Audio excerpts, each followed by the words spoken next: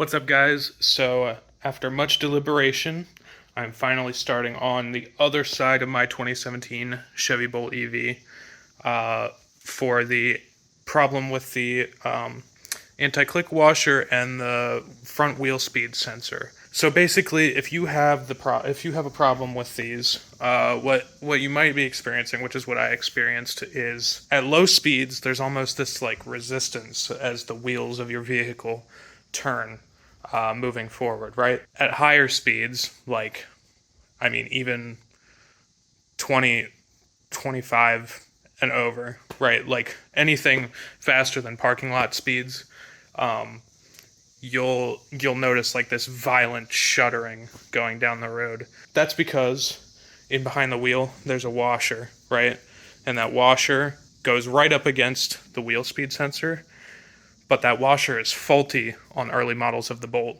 2017 through 2019, I believe. Maybe 2020 based on the service bulletin. It's kind of unclear because it says 2016 to 2019, even though there's not a 2016 model year, so that leads me to believe that it's like lagging behind a year. Anyways, so I think it's 2017 to 2019, but it could also affect 2020 model years. Yeah, it's a fairly simple fix so long as you have some technical knowledge. And even if you're not having the problem, so long as you have the tools to do it, which I will admit is a good number of tools, honestly, I would suggest you do it just so that it doesn't break and leave you stranded somewhere, because this is a known problem with early model year Bolts, right? So I'm going to get into the tools here that you will need. So here is everything. This picture you see on screen right now, right? And then I will have a list down in the description of what all you need, right? You're going to need all those tools, and you're going to need a helper. I'll get into that later. But now I'm going to show you the footage I recorded of me jacking up the car, because as you can see, I already have it jacked up. That actually took me a hot minute because I did it differently and properly this time. Last time I just used 2 jacks, which was easier, but you're supposed to use jack stands so the car doesn't fall on you and you die. I'm not a mechanic. Guys, so please be patient with me. All I know is I've done this to the one side that was actually having the problem, and now I'm doing it preventatively on the other side and recording it for you guys, so we can all avoid the dealership, right, and avoid paying their absurd prices. So, yes, like I said, I'm going to get into showing you how to jack up the 2017 through, I don't know, 2021 Chevy Bolt, at least jacking up the front. We are not jacking up the back wheels. We don't need to. So, right about here, you see that? This metal flap thing here, I know it's hard. I'm kind of in a tough spot, so I can't really point to it. But that is where you want to line it up across. Now, right behind my LED strip here, there's like a metal ridge. It's like, it feels somewhat sharp. I mean, you're not going to cut yourself on it, but like it's kind of sharp. That's where you basically want to set your, like, this cup of your jack onto, right? These little ridges or things here, you want to sit it on top of that. So I'm going to do that right now.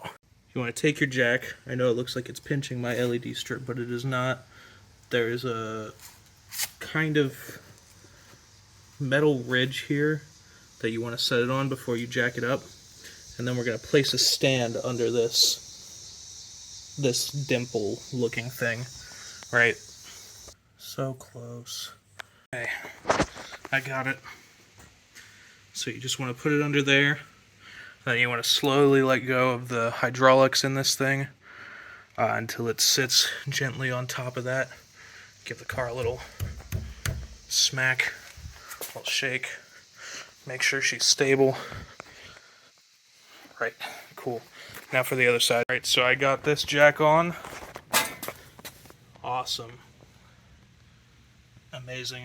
And I shook it, She's solid. I don't think she's gonna fall on me. Now it's time to take the wheel off. So you want to get yourself an assistant. All they have to do is hold on the brake. Say hi. Hi. All they have to do is hold on the brake, right? They don't want to. You're not gonna want to have them let go, because if they don't, like, you see how the wheel's not moving? You don't want the wheel to move whenever you remove it. I ran into that problem. I did not have someone holding it, and the wheel was just spinning as I was trying to remove it. So let's remove this wheel. So what you need is your 3/4 millimeter or 3/4 inch socket, and you need a torque wrench. You can use something that's not a torque wrench. You just need a really long wrench for this, but you'll need a torque wrench in the future. So just use it, right? You're holding? Cool. Yep, make sure they hold it. And then anytime you do wheels, anytime you do anything that requires you to remove multiple nuts or whatever, you want to do it in a way that distributes the pressure evenly, right? So, if you notice, I'm doing it in a star pattern, right? Like 1, 2, 3, 4, 5. You're going to want to do the exact same thing whenever we put it back on. It's less important for whenever you're taking it off and more for whenever you're putting it on, because really you're just removing it. Putting it back on is when equalizing pressure matters most.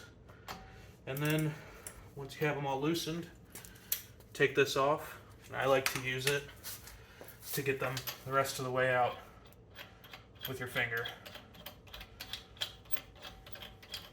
Pretty basic. So once they're all out, set them to the side.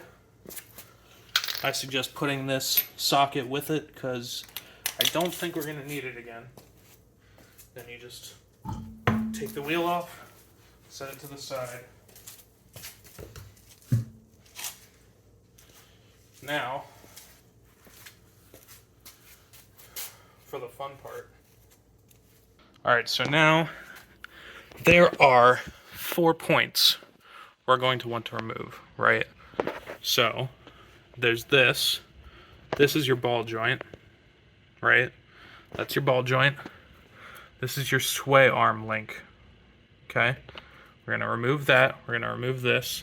And then down here, I don't know if you can see it, but right there, right next to my finger, that is the lower control arm joint. That is what we are going to need this special hex key for, which we have custom made, right? You want it to be about that short, like right after it's done at the bend. This is really interesting, right? So I don't remember if I said it in the intro or not. If I didn't, I'll repeat it now. Basically, you're going to need to cut this with something that's like, I don't know, a rotary tool or whatever. I'll put the proper name for it in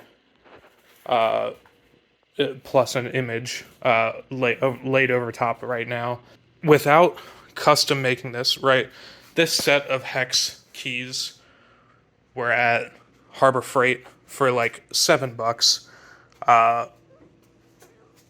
Without that, like with the GM official tool to be able to remove the lower control arm joint, I looked it up for a simple little tool that's basically the same thing, just not modified, is $500. So at that point, you might as well just go to the dealership, right? I'm going to show you the different parts that we're basically replacing, right? The parts we need to fix. Is your center wheel nut. This is going to be replaced. I can tell this is still the stock one, so the last owner definitely didn't do this before. You can tell it's stock because the red strip there. At least I assume that's what that's for. Anytime you remove this nut, you need to replace it, right? Basically, it's a one-time use item, and it's cheap, right? Don't cheap out on this. Just replace the thing. So this is sway bar link. Now, this is why we jacked up both sides. I didn't really clarify that where I was actually jacking it up.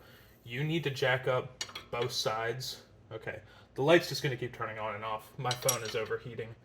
You need to jack up both sides of the vehicle because this, right?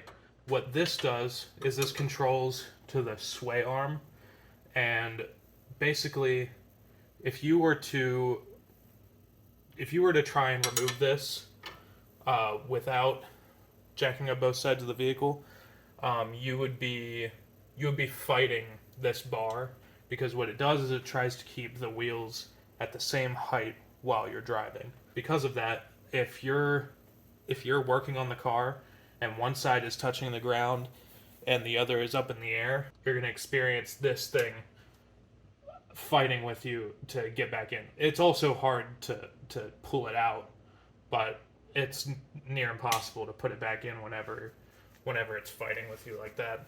But what you're going to need is an 18mm wrench, right? Probably one of the ones with the round, like with, you know, the round portion. You could use this. I might switch to it at some point here, trying to remove this. I know I did before. I've also used a ratcheting one. The problem is the ratcheting mechanism is a bit large, so it hits these, like, whatever these guard things are, or maybe they're reinforcement. I don't know, but it's difficult, right? First, you gotta loosen it. Alright, I got a hammer. Let's see if that fixes this.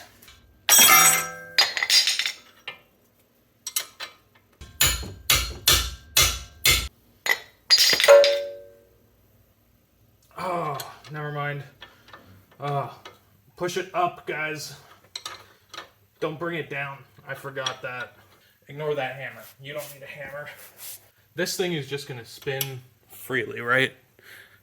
It's just going to keep on spinning. So there's this hex here. You use your modified 6mm and you just sort of put it in there, right? Now this is a fucking pain in the ass. I'm going to be so honest. Take it, do a little bit at a time until this nut comes off, right? It's already starting to loosen, but there's a whole lot of thread. I don't know if you noticed, but there's a whole lot of thread you gotta work off, and this bitch is tight. Should be good to, yeah, there we go. Just like that. Boom. Now, in theory, yep, just pop that out.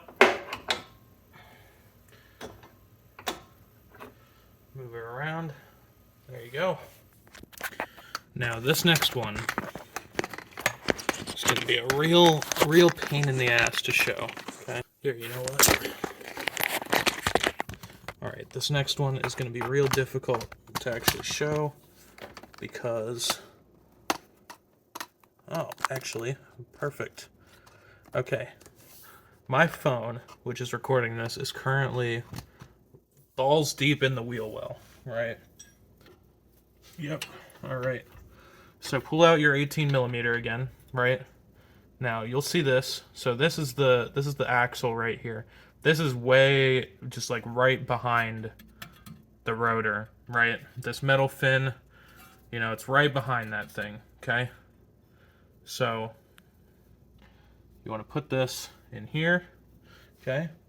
Now this specifically, this part is why we had to make the customized Hex Key, okay? I'm going to try and focus it on that. I know it's still difficult to see, but you put this around it, right? You're just gonna want to hold this, okay?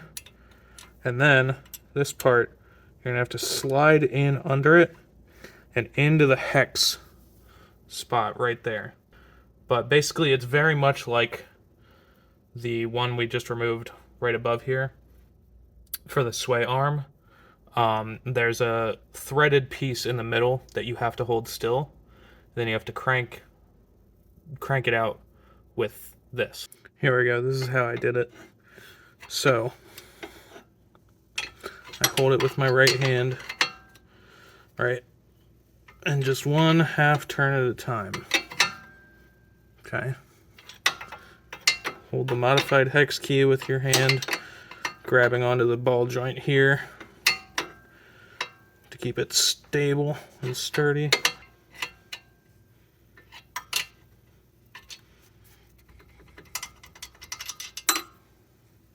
Here we go. Spin her off, and boom. Exposed thread, right? Put that with the other nut you just took off. So, now for the ball joint. Is this also? Yep.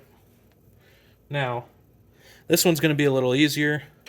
We can just get something to hold onto this, right, while we undo this. We don't need a hex key, right? Alright, I got a 5/16 wrench. So, just going to slide that over here, right? And then we're going to take this, just go opposite directions, push this away from you, pull this towards you.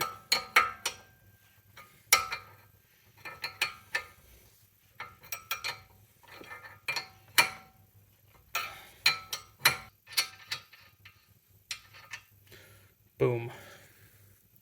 Put that with the others. You know what? There we go. Make that easy.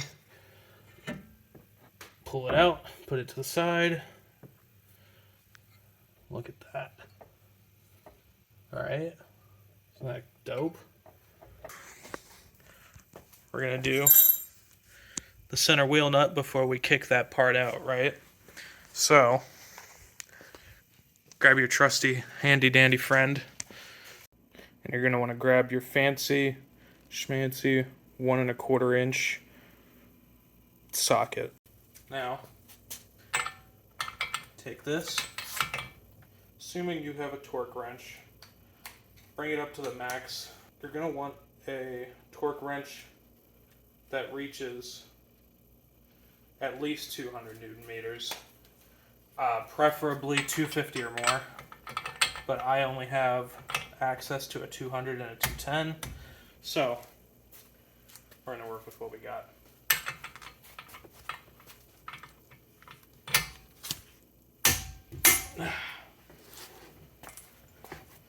There we go.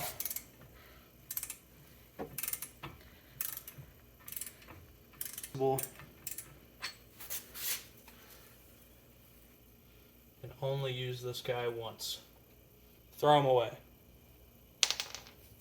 Now, like I said, it's time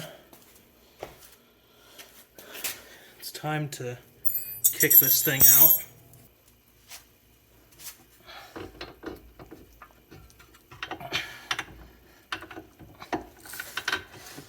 Oh.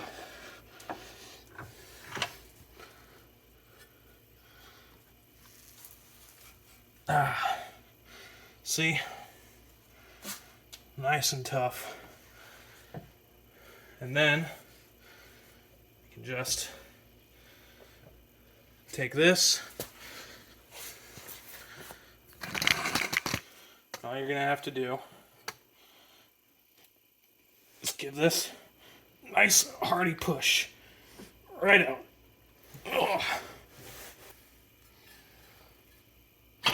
Oh, fuck.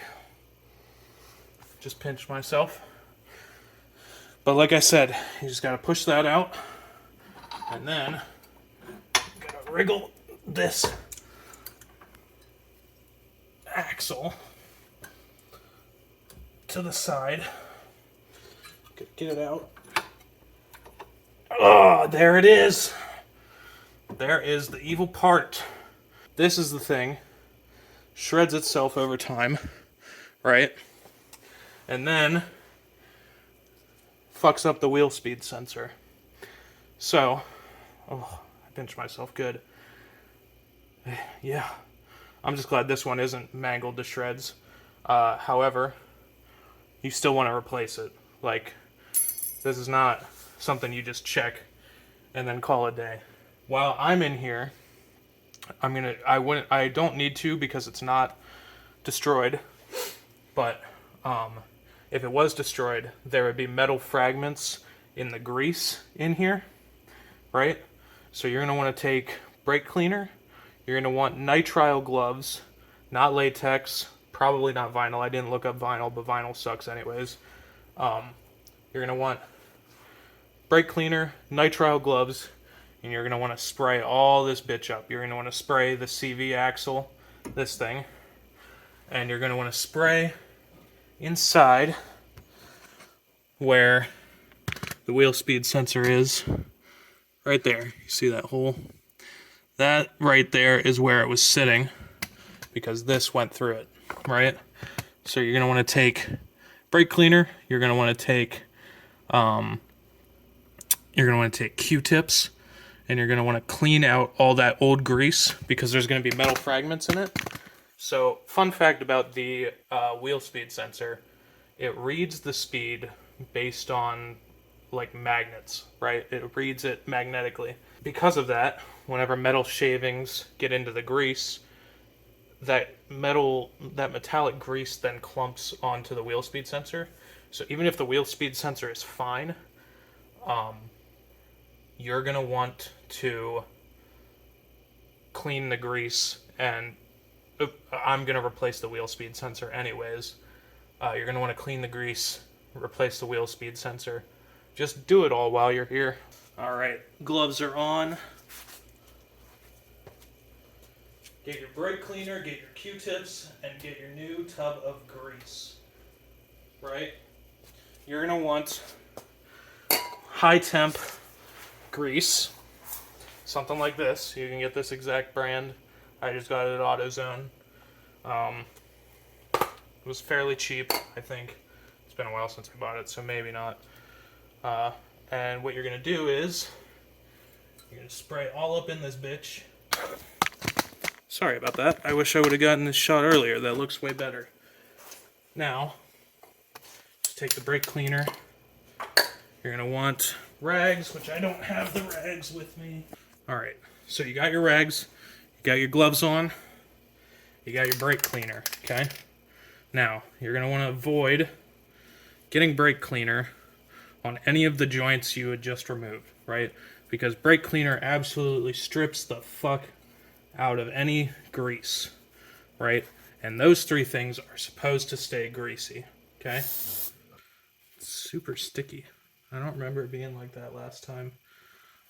I don't think it's eating through my cloth. Oh my god, this is spray adhesive. Alright, so do not use spray adhesive. Bad idea. Fortunately, my grandfather owns a gun shop, and he had gun scrubber, which so far seems to be doing the exact same thing, just strips grease off of metal. Not that I suggest using gun scrubber, but now I'm going to take my Q-tip, get all up in there, try and get all that old grease out.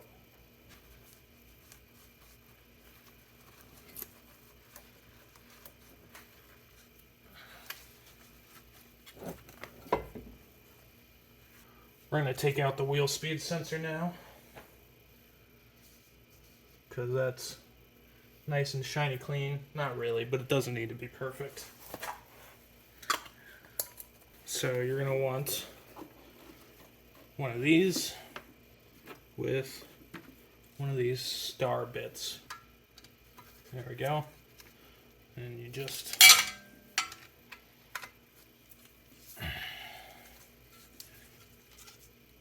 boom.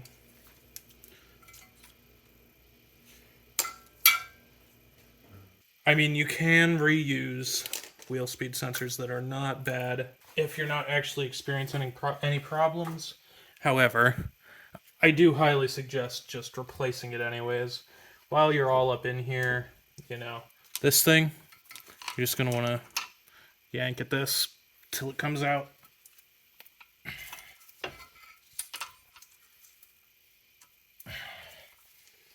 It is stiff. It's very stiff.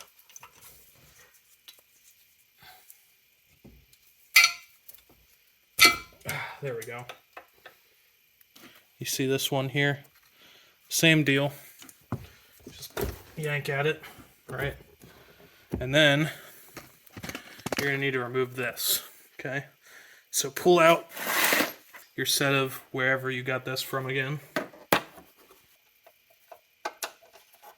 This will give you better access to the connection for this, right? This is going to be tough to show. So I'm unable to turn my flashlight on because the Google Pixel 6 Pro loves to overheat whenever doing anything of moderate intensity.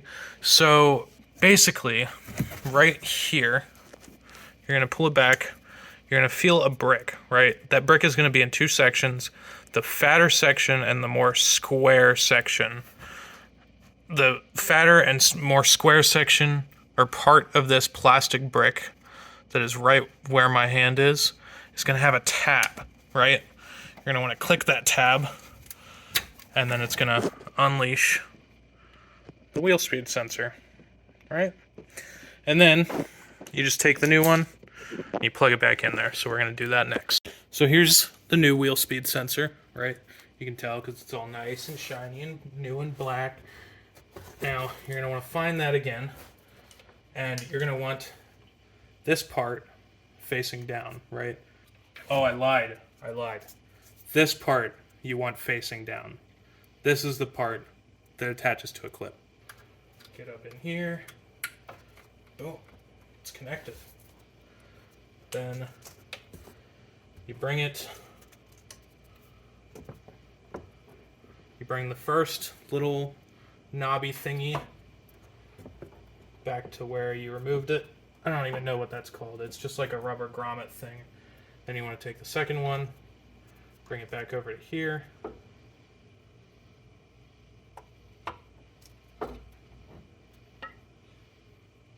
Right? And then you want to loop this over, put it right back in.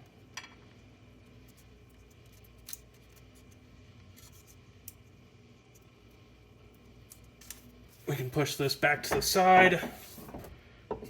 We can put the new anti-click washer on and grease this bad boy up. So, I'm going to start with the washer.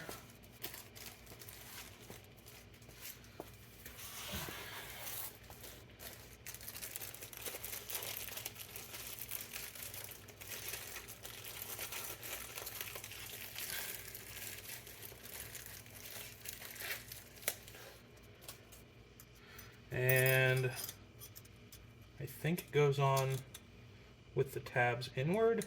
Is that right? Oh shit.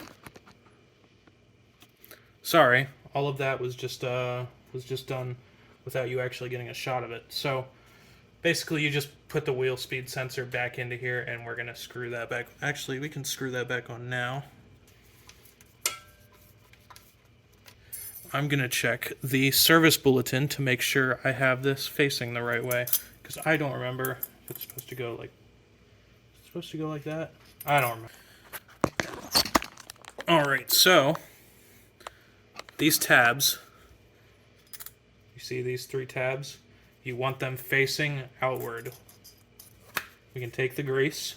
Notice how I didn't use that much last time, so you just take it. And you give it a nice little taste.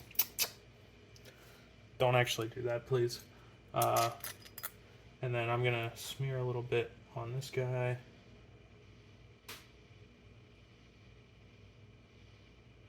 Put it back on. If I put it on the right way.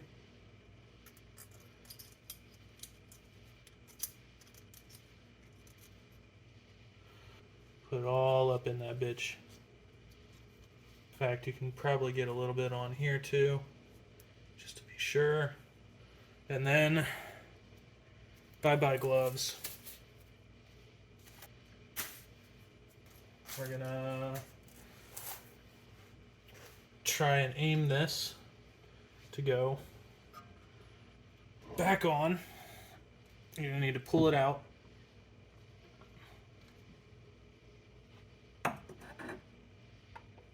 You're gonna wanna line it up, just like that. Just push it on. Then we're gonna get our new center wheel nut. All right, just gonna finger tighten it. Then we're gonna try and aim this bottom arm. You remember the threaded bit? This portion, we're gonna need to aim to go back into where we removed it from, right there. All right, so to do that, basically, just gotta manhandle it.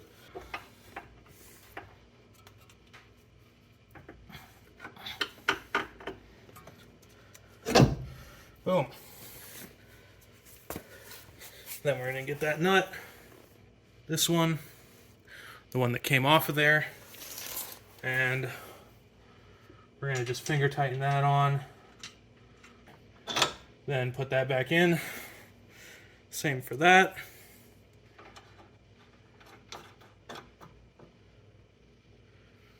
And then same for this guy, the ball joint. Finger tighten him. Look at that. It's almost back to its original state. Sorry. Whenever I said this, just finger tighten that. You just gotta put it back in. As long as both wheels are at the same height before you start your work, it should just slide right in. So we started off pulling this towards us. Now we're pushing it away from us. For all of these, right, you do not want them to be crazy tight to the point where the rubber on any of them, all three of these, is bulging out. But you also don't want there to be an air gap, right? Because that's just going to leave it open for, you know, dirt and debris to get in. So once it really starts fighting you, like, don't put your whole body weight into it, but, you know, keep cranking until, you know, you're going, ugh, ugh, you know. Do that for all three of these. Now back to this guy.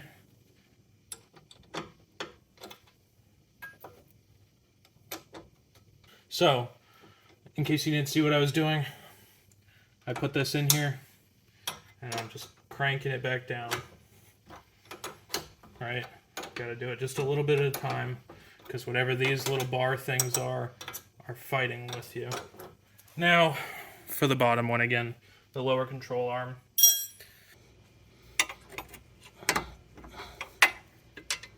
All right. So you're gonna have to sort of just force it in there. Don't be afraid to push the CV axle, this thing, out of the way a little bit, because it is loose right now, because we haven't fully tightened down the center wheel nut. That is what was getting in my way. I didn't think about the fact that I could have just pushed it. You just crank it. This time,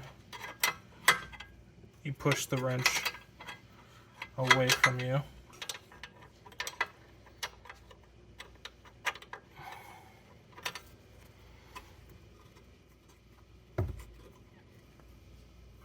Now this is stuck.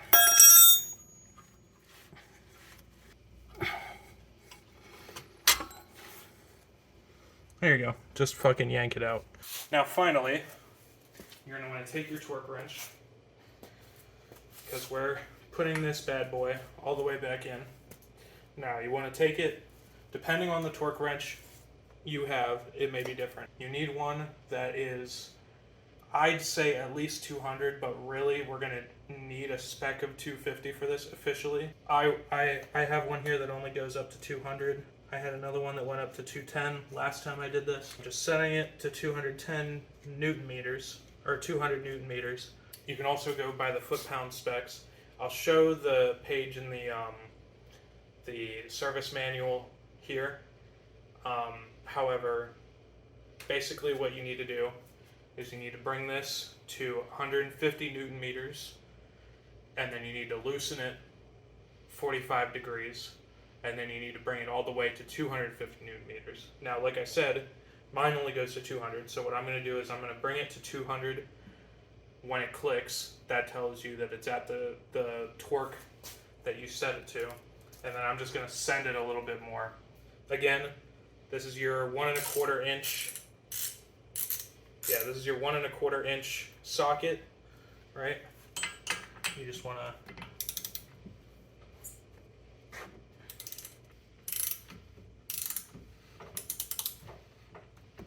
all right, it's starting to slip, so that's when you call your trusty handy dandy helper. All right, my trusty helper is back. So now bring it. There we go. It's at 150 Newton meters. So you flip it, or 150 Newton meters. You flip it. We're going to loosen it just 45 degrees. All right. That's about it. Flip it back. Bring it to its max or to 250. 200.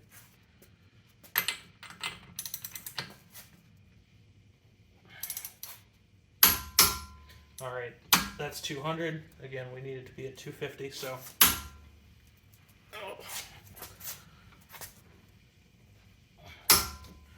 There we go.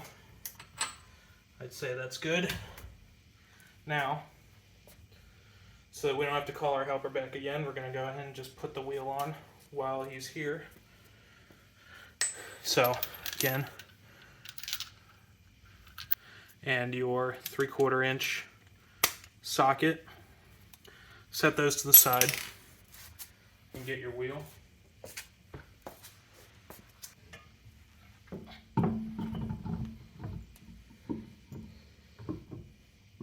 There we go. Just finger tighten. Remember what I said about the star pattern. You want to equalize pressure across. So I'm going 1, 2, 3, 4, 5. Get the socket. Now, pull out your torque wrench again. Put that socket on. And you're going to want to bring it down to 140 Newton meters. And we just crank them all down. And final one.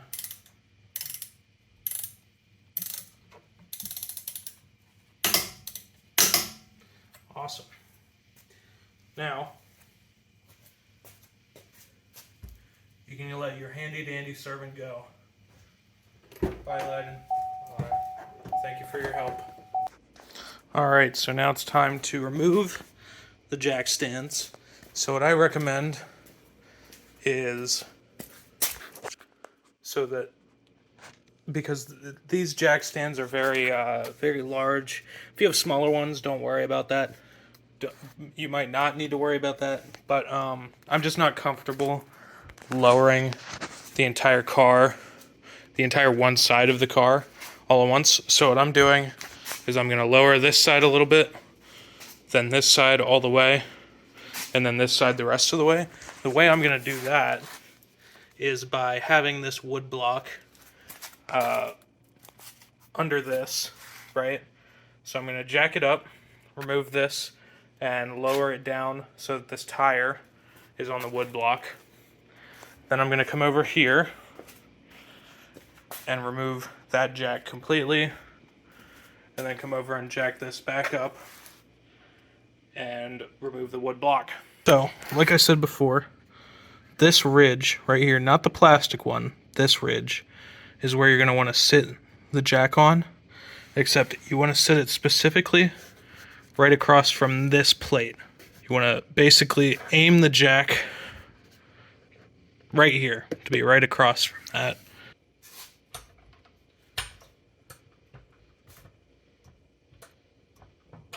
Okay, feel it touching there.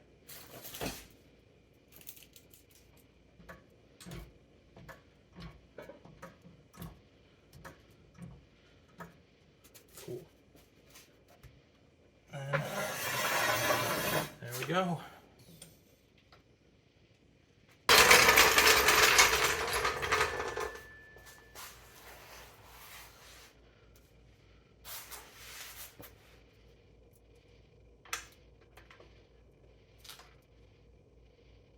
It's lined up, so just send it.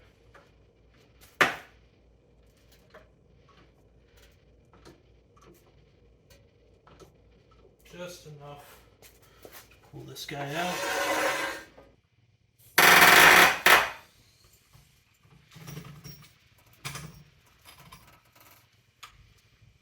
That sounded violent. I did not like that. No? Whew. That scared the shit out of me. Looks like it's just fine. I think it just slipped a little. And I'm just going to jack it up right where the jack stands were sitting. Yeah, bro. Whatever. Oh, fuck.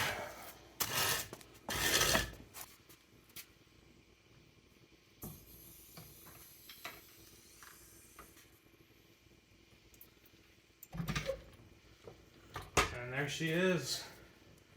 Now, let's take her on a test drive. Alright, so far, it seems like everything is in working order. There's no clunks or no weird noises. Last time I did this on the other side, I drove to work the next morning, and anytime I went over a mildly large pothole, or any change, any like rapid change in the height or depth of the road,